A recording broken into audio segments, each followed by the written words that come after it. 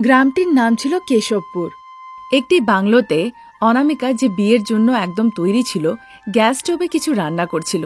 তার মা সুজাতা তার পাশে এসে দাঁড়িয়ে কিছুদিন আগেই এক সম্বন্ধ এসেছিল সেই নিয়ে জিজ্ঞাসাবাদ করে। অনামিকা, কিছুদিন আগে একটা ছেলে এসেছিল তোকে দেখতে, তার নিয়ে কিছু বললি না যে? এতে আর কি বলবো মা, ছেলেটি আমাকে ভালো লাগেনি। যদি ছেলে লেখাপড়া জানতো না তাহলে কিছু কাজ শিখে নিত, কাজ করতে পারত, কিন্তু সে বাড়িতেই থাকে। এসব দেখে আমার তাকে খুব একটা ভালো লাগেনি মা। কোনো অসুবিধা নেই মা, তোর যাকে ভালো লাগবে তার সাথেই তোকে বিয়ে দেওয়া হবে। গ্রাম থেকে এক বড় জেঠু আসছেন, আমি তাকে বলবো সে যেন তোর জন্য একটা ভালো সম্বন্ধ খুঁজে এনে দেন। তা শুনে অনামিকা লজ্জা পেয়ে যায়। তাকে লজ্জা পেতে দেখে সুনন্দা খুব আনন্দিত হয়। ঠিক সে সময় বীরু তার দাদা, যে শহরের থেকে এসেছিলেন, তেনার সাথে বসে বাগানে গল্পগুজব করছিলেন। তাহলে বলুন দাদা, আপনি শহরের থেকে অনামিকার জন্য কি সম্বন্ধ নিয়ে এলেন? ছেলেটির নাম রমেশ। সে কিন্তু লেখাপড়া জানে না, তবে বড়দের খুব সম্মান করে আর খুব কথা বলে। বাবা প্রসাদ আর মা সারদা, তারা নিজেদের একটা পকোড়ির ব্যবসা চালায় আর বেশ ভালোই তাদের সংসার চলে। আমি তাদেরকে অনেক দিন ধরে জানি। ঠিক আছে দাদা, যখন তুমি বলছো তাহলে একদিন তারা এসে যেন অনামিকাকে দেখে যায়।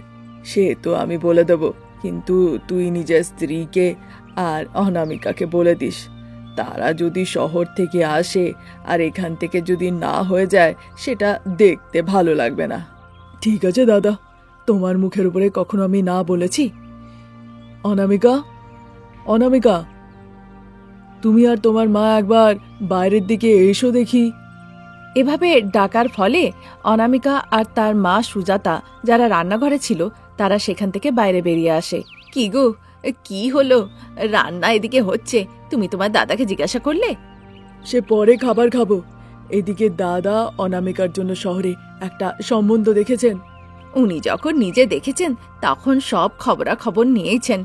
ওনাদেরকে বলতে বলো একদিন এসে দেখে যেতে, যাতে ছেলে মেয়ে একে অপরকে দেখে, পছন্দ হলে তারপর বিয়ে হবে। তাদের এই কথা শুনে অনামিকা লজ্জা পেয়ে সেখান থেকে ছুটে পালায়। তারপর অনামিকার রান্না করা খাবার সবাই খায়। ওদিকে সারদা আর প্রসাদ খুব সাধারণ একটি বাড়িতে থাকত। তাদের রমেশ নামের 30 বছরের এক ছেলে ছিল। তারা সবাই একটা ব্যস্ততম জায়গায় দাঁড়িয়ে ঠেলায় করে তেলে ভাজা বিক্রি করত। গরম গরম তেলে ভাজা এসে নিয়ে যান, যাদের দাঁত আছে তাদের জন্য কুড়কুড়ে। সবকিছু এখানে শুধুমাত্র আপনারা 20 টাকায় পেয়ে যাবেন। এভাবে হাঁক দিয়ে দিয়ে সারদা তেলে ভাজা বিক্রি করছিল। সেখানে যারাই তেলে ভাজা নিতে আসছিল তাদের কাছে প্রসাদ টাকা নেয়। যারা পার্সেল নিয়ে যাবে তাদের জন্য রমেশ প্যাকেট বানানোর কাজ করত, আর যারা সেখানে দাঁড়িয়ে খাবে সারদা তাদেরকে প্লেটে খেতে দিত। আসুন বাবু আসুন, ঠান্ডা ঠান্ডা বিকেলের হাওয়ায় গল্পগুজব করতে করতে আনন্দ সহকারে গরম গরম তেলে ভাজা খান। এভাবে বলতে বলতে সারদা তেলে ভাজা ভাজতে লাগে। 2-3 দিন কেটে যায়। তার মধ্যেই একদিন গোপাল সারদার বাড়িতে আসে। দিদি, আপনাদেরকে বলেছিলাম না আমার ভাইয়ের কথা, তার মেয়ের জন্য আপনার ছেলের সম্বন্ধ দিয়েছি। ভালো দিন দেখে তারা দেখতে যেতে বলেছে। বলুন কবে যাবেন আপনারা? কালকের দিনটা বেশ ভালো, আমরা কালকেই যাব দেখতে। একথা শুনে গোপাল আনন্দ সহকারে সেখান থেকে চলে যায়। পরের দিন বীরুর গ্রামের বাড়িতে সারদা, প্রসাদ আর রমেশ গিয়ে বসে। বীরুর পাশে গোপাল গিয়ে বসেন। সুজাতা আর গোপালের স্ত্রী সাবিত্রী, তারা অনামিকাকে ভালো করে তৈরি করে তাদের সামনে নিয়ে আসে। রমেশ অনামিকা একে অপরকে দেখেই পছন্দ করে নেয়। অনামিকা একটু লজ্জা পেয়ে যায়। দেখুন বেয়ান মশাই, গোপাল বাবু আপনাদেরকে আমাদের নিয়ে সব বলেছেন হয়তো। তা সত্ত্বেও আমি বলতে চাই, আমাদের শুধু একমাত্রই ছেলে, খুব একটা লেখাপড়া জানে না, তবে তেলে ভাজার ব্যবসা করে আমরা বেশ ভালোই আনন্দে আছি। আপনার ছেলে নিয়ে দাদা আমাকে আগেই বলেছিলেন। আমার মেয়েও যে খুব লেখাপড়া জানে তা বলবো না, তবে সে বেশ ভালো। বাড়ির কাজকর্ম, রান্না বান্না সে বেশ ভালোই করে। আপনি যেদিকে চলতে বলবেন সে সেদিকেই চলবে। বেয়াই মশাই, এই পনাপনিতে আমাদের কোনো ইন্টারেস্ট নেই। যা দেবেন নিজের মেয়েকে দেবেন। আপনার মেয়ে আমাদের বাড়ির একমাত্র বৌমা হবে। এ কথা শুনে অনামিকা ভীষণ আনন্দিত হয়। তারপর রান্নাঘরে এসে খুব সুস্বাদু রান্না করে। গোপাল আর প্রসাদ গল্পগুজব করতে লাগে। ততক্ষণে বীরু রমেশকে সঙ্গে করে নিয়ে বাড়ির বাইরে তাল গাছের কাছে যায়। মেসুমশাই, আমাকে এখানে কেন নিয়ে এলেন? কি কথা বলছো বাবা? তোমাকে তাড়ি খাওয়াতে নিয়ে এলাম। মেসুমশাই, আমি তাড়ি তো কি, আমি কোল্ড ড্রিঙ্কও খাই না। এসব খেতে আমার একদম ভালো লাগে না। আহা বাবা, মদ্যপান ভালো নয়, কিন্তু তাড়ি ভালো, নাও খাও। আহা না না মেসুমশাই, জোর করবেন না। এভাবে বলাতে বীরু রমেশকে সঙ্গে করে নিয়ে বাড়ি ফিরে আসে। তারপর অনামিকার বানানো সুস্বাদু রান্না সবাই খায়। তারপর একটা ভালো মুহূর্ত দেখে রমেশ আর অনামিকার খুব ধুমধাম করে বিয়ে দেয়া হয়। তারপর যে অতিথিরা সেই বিয়েতে এসেছিল তারা সকলেই রমেশ আর অনামিকার জুটিকে দেখে বাহ বাহ বলে। তা শুনে শারদাও ভীষণ আনন্দিত হয়। অনামিকার এবার একটা নতুন জীবন শুরু হয়। এই দরুন শারদা নিজের ছেলের বিয়ের কারণে নিজের তেলেভাজার ব্যবসায় খুব একটা ধ্যান দিতে পারে না। ঠিক সেই সময় শারদার দোকান থেকে একটু দূরে আরেকটা তেলেভাজার দোকান শুরু হয়ে যায়। তা দেখে শারদা প্রসাদের তো মাথায় হাত, কিন্তু নিজেদের তেলেভাজার স্বাদের উপর পুরো ভরসা থাকাতে তারা ব্যবসা আবার থেকে শুরু করে। কিন্তু আগের মতন লাভ তারা আর পায় না। যখনই তারা দেখত যে অন্য তেলেভাজার দোকানে ভীষণ ভিড়। একদিন শারদা, প্রসাদ আর রমেশ তিনজনেই খুব চিন্তিত অবস্থায় বাড়িতে বসেছিল। মা, আজ তেলেভাজার ঠেলা লাগাবে না বুঝি? না অনামিকা, আমরা বিয়েতে ব্যস্ত ছিলাম, তখন আমাদের দোকান বন্ধ ছিল না। সেই সুযোগ বুঝে আরেকটা তেলেভাজার দোকান খুলে গেছে। এতদিন তেলেভাজা দেখে আমাদের কাছে সবাই আসতো, এখন যে লঙ্কার তেলেভাজা দেখেছে সবাই ওর কাছেই যেতে লেগেছে। এখন মনে হচ্ছে তেলেভাজার ব্যবসাটাকে বন্ধ করে আমাদের কাজে যেতে হবে। এই বয়সে তুমি আর আমি কি কাজ করব শারদা? আমাদেরকে দেখেই লোকেরা বলবে এদেরকে কি কাজ দেয়া যায়। এমনটা ভাবলে কি করে হয় বলো?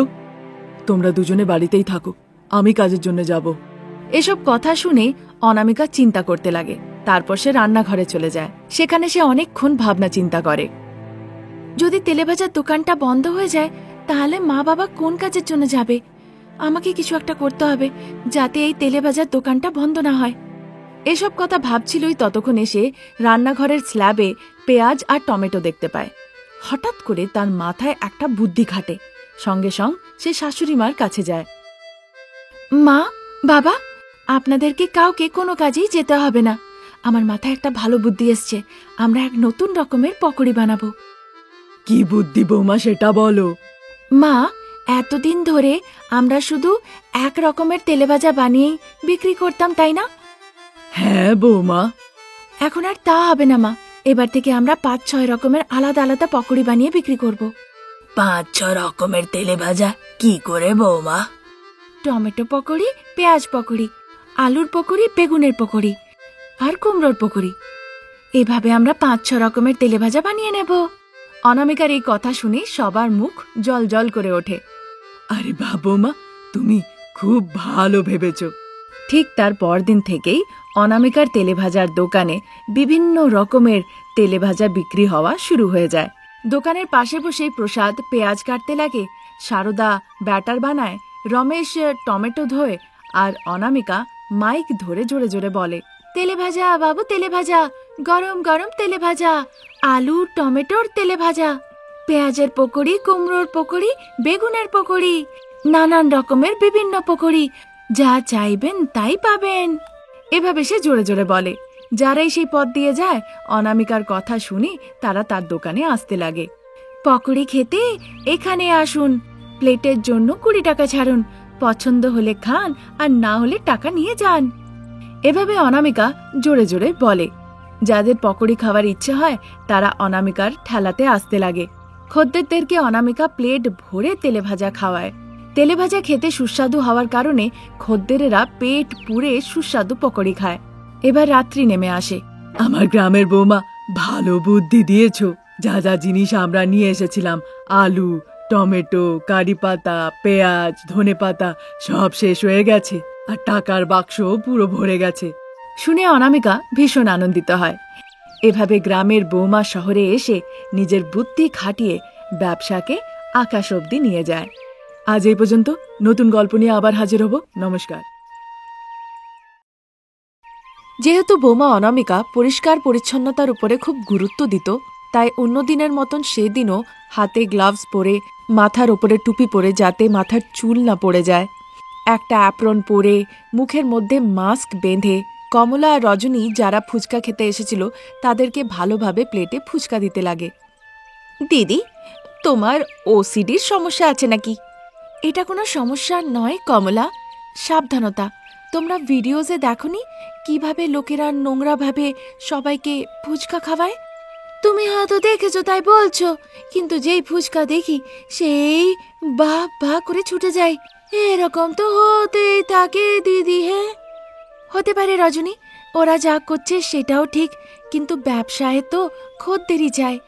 যদি আমরা ব্যবসায় খদ্দেরদের ভালো করে দেখাশোনা করি, ভালো ব্যবহার করি, তবেই তো ব্যবসা চলবে আর আমরা পুণ্য পাবো। এসব কথা হচ্ছিলই, ততক্ষণে সারদা স্কুটিতে করে প্লাস্টিকের কাভারে ভরে ফুচকা নিয়ে সেখানে আসে। এতবার করে বোঝানো সত্ত্বেও শাশুড়ি মা এমনি এমনি চলে আসেন বলে অনামিকার একটু রাগ হয়। যেহেতু সেখানে রাস্তার ওপরে এত খদ্দের দাঁড়িয়ে ছিল, তাই অনামিকা কিছু বলে না, সে চুপচাপ থাকে। ওদিকে অফিসে বসে কাজ করছে রমেশের সেলফোনটা বেজে ওঠে। বলো বাবা। ঠিক সেই সময় প্রসাদ বাইরে যাচ্ছিলেন আর তখনই ফোন করেন। বাবা রমেশ, আমি বাড়ি যাচ্ছি। তোমার কাজ শেষ হয়ে গেছে তো বলো, আমি এসে তোমায় নিয়ে যাব। না না বাবা, আমার এখনো কাজ আছে, একটু আরো সময় লাগবে, তুমি চলে যাও। ঠিক আছে।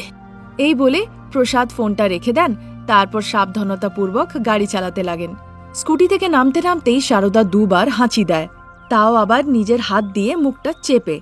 তারপর হাতটাকে না ধুয়েই হাতে হাতে রগড়ে নেয় আর ফুচকার কাভারটা নিয়ে সে অনামিকাকে দিতে চলে যায়। অনামিকা সারদার দিকে কটকটিয়ে চেয়ে থাকে। উনি এরকম কাণ্ড করেছিলেন বলেই অনামিকা রেগে গেছিল। মা, আমি আপনাকে কি বলেছিলাম আর আপনি কি করছেন? ফুচকা শেষ হয়ে গেছে, তুমিই তো বললে পাশের দোকান থেকে ফুচকা নিয়ে আসার জন্য, তাই তো প্যাকেটে করে ফুচকা আমি নিয়ে এলাম, তাতে কি দোষ করলাম? আমি এটা আপনাকে বলছি না যে ফুচকা এনে আপনি খুব বড় ভুল করেছেন, কিন্তু পরিচ্ছন্নতা কোথায়? হাঁচি পেয়েছিল তাই হাঁচলাম, তাতে ভুল কি করেছি?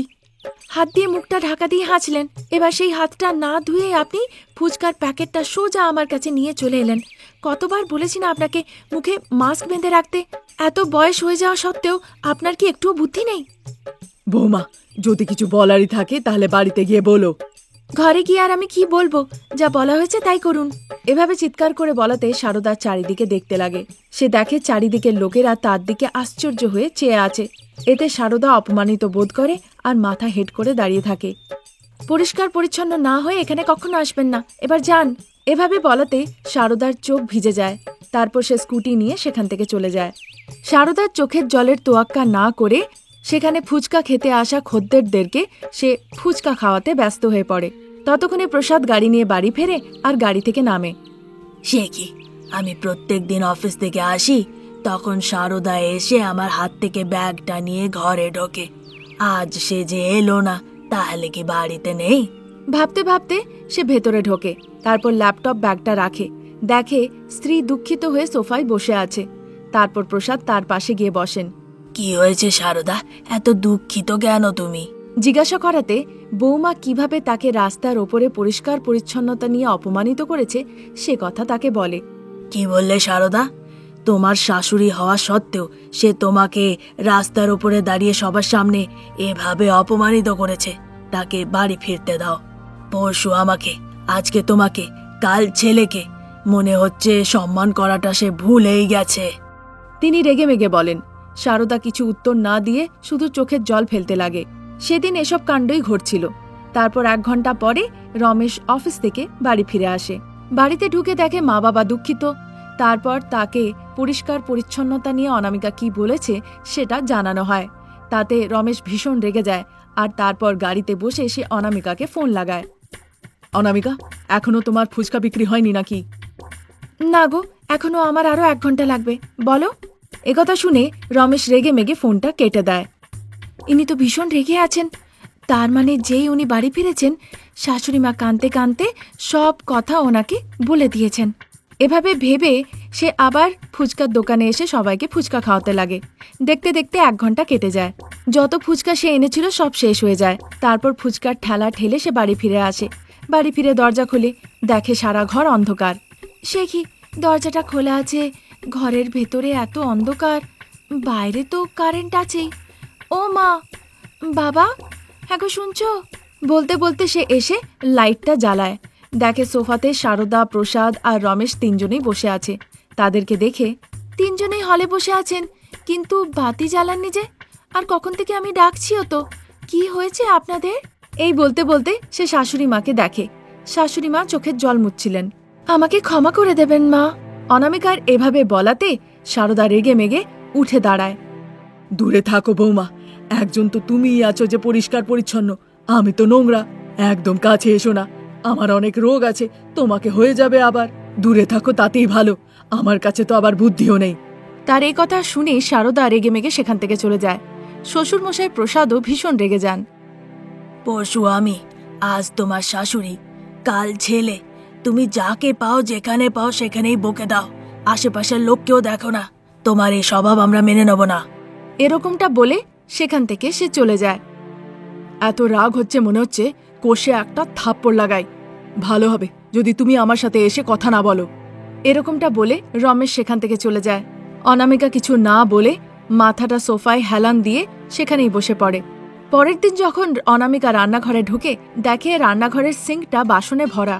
তার সাথে সাথে দেখে কাউন্টারে চাল ডাল সব পড়ে আছে। এসব দেখে পরিষ্কার পরিচ্ছন্ন থাকা অনামিকা একটু বিরক্তি বোধ করে।